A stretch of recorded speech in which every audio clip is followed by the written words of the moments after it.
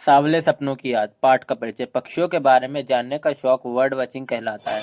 सलीम अली प्रसिद्ध bird watcher थे और भारतीय पक्षियों के बारे में उनका ज्ञान अद्भुत था।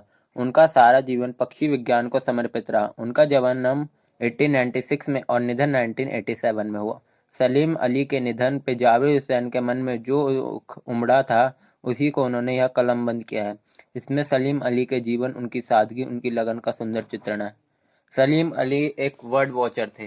बर्ड वॉचर मतलब बर्ड्स के बारे में इंफॉर्मेशन रखने वाले। उनका ज्ञान, इस चीज़ में बहुत महारत हासिल थी उन्हें। और इसी कारण उनके दोस्त, जो जब वो मरे थे, तो उनके दोस्त ने उनके ऊपर ये रखी कि वो कैसे काम करते थे, उनकी सादगी, उनकी लगन, कितने मन से वो काम करते थे।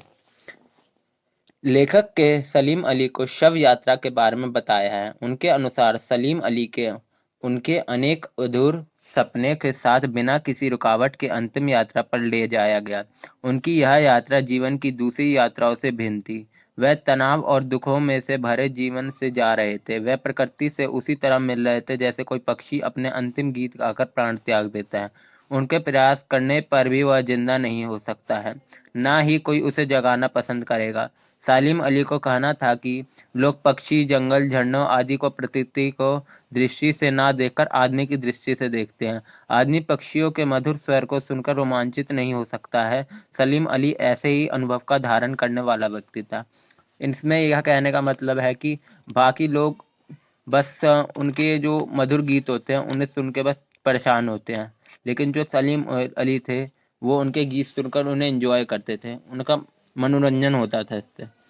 लेखक बताता है कि आज कोई वृंदावन जाए तो यमुना नदी को जल उसे वह इतिहास याद मिला देता है, जब कृष्ण ने वृंदावन में रासलीला की थी, गोपियों से शरारत की थी, मक्खन की हड्डियां फोड़ी थी, दूध दही खाया था, दिल की धड़कन तो तेज करने वाली बांसुरी बजाई थी, जिससे सारा वृंदावन संगीतमय हो गया था। आज भी ऐसा लगता है कि जैसे प्रातः के समय भीड़ से भरी गलियों में कोई सहसा आगे आकर बांसुरी बजाएगा और सभी वहीं मंत्रमुग्ध होकर रुक जाएंगे। सायकाल के समय अपन को मलिक पर्यटकों को बताता तो ऐसा लगता है जैसे कृष्ण अभी आकर सब पर अपनी बांसुरी का प्रभाव डाल देगा। लेकिन वृंदावन से कृष्ण की बांसुरी का प्रभाव समाप्त नहीं हुआ है। पुरातन कथाओं में जाने से पहले लेखक ने दुबले शरीर वाले सलीम अली के विषय में बताया है।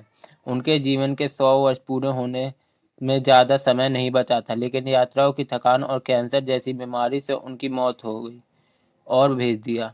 उनकी आखिरी समय तक वह पक्षियों की तलाश और देखभाल में लगे रहे। उसमें ये बताया गया कि वो अपनी अंतिम सांस तक पक्षियों के बारे में इंफॉर्मेशन, उनका और उनकी सेवा, उन्हें स्वस्थ रखने में लगे रहे। कभी उनने बुरा व्यवहार नहीं किया। वो हमेशा, उनकी ज़िंदगी बस पक्षियों के नाम ही रही। प्रधानमंत्री चौधरी चरण सिंह से केरल की साइट वैली को रेगिस्तान की धूल भरी हवाओं से बचाने का अनुरोध किया। चौधरी साहब उनके द्वारा बताए गए कि प्राकृतिक खतरों के विषय में जानकर भावुक हो उठे। लेखक के अनुसार अब वह दोनों ही दुनिया में नहीं रहे थे, तो कौन ऐसा है जो नए भारत के निर्माण का संकल्प लेगा और दुर्गम एवं बर्फ से युक्त स्थानों पर रहने वाले पक्षियों को बचाने का प्रयास करेगा।